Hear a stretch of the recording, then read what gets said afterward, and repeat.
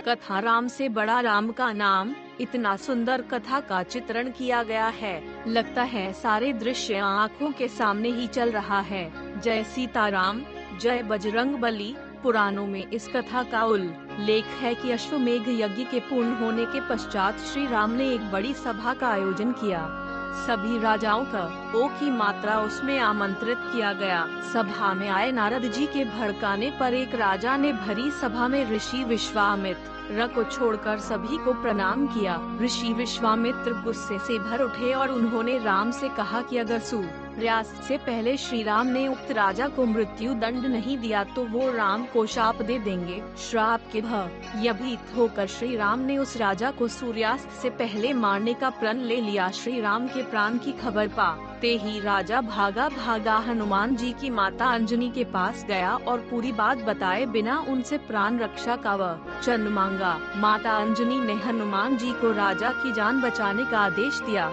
हनुमान जी ने श्री राम की कसम खाकर कहा कि कोई भी राजा का बाल भी बांका नहीं कर पाएगा। लेकिन जब राजा ने बताया कि श्री राम ने ही उन्हें मारने का प्रण किया है तो हनुमान धर्म संकट में फंस गए।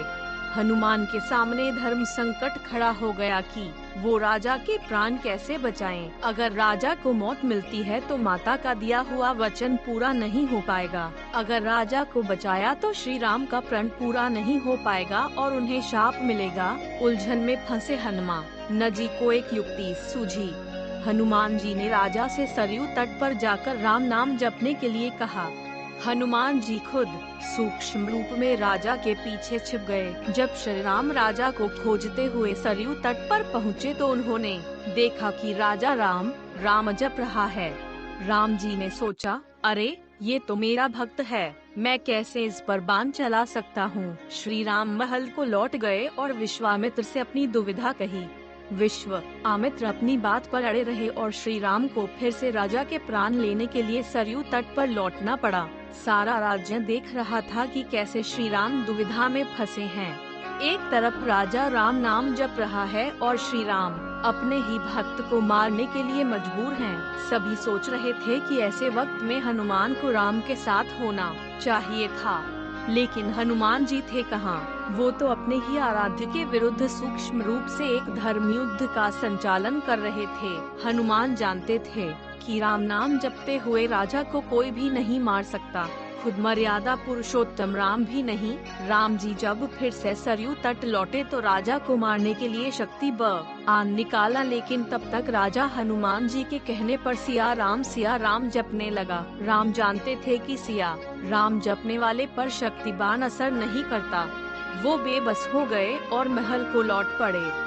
उधर विश्वामित्र उन्हें लौटा देखकर शाप देने को उतारू हो गए और राम को फिर सरयू तट पर जाना पड़ा। इस बार राजा हनुमान जी के इशारे पर जय सिया राम जय जय हनुमान गा रहा था।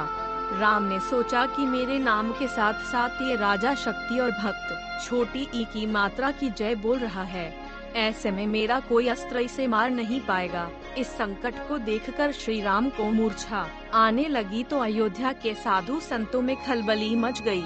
तब ऋषि वशिष्ठ ने ऋषि विश्वामित्र को सलाह दी कि राम को इस तरह संकट में नहीं डालना चाहिए। उन्होंने कहा कि राम चाहकर भी राम नाम जपने वाले को नहीं मार सकते, क्योंकि जो बल राम के नाम में है और खुद राम में नहीं है। संकट बढ़ता देखकर ऋषि विश्वामित्र ने एक ही मात्रा राम को संभाला और अपने वचन से मुक्त कर दिया। मामला संभलते देखकर राजा के पीछे छिपे हनुमान वापस अपने रूप में आ गए और श्री राम को प्रणाम किया। तब श्री राम ने कहा कि हनुमान ने इस प्रसंग से साबित किया है कि भक्त की शक्ति हमेशा आराध्य की ताकत बनी है और सच्चा भक्त हमेशा भगवान से बड़ा ही रहेगा।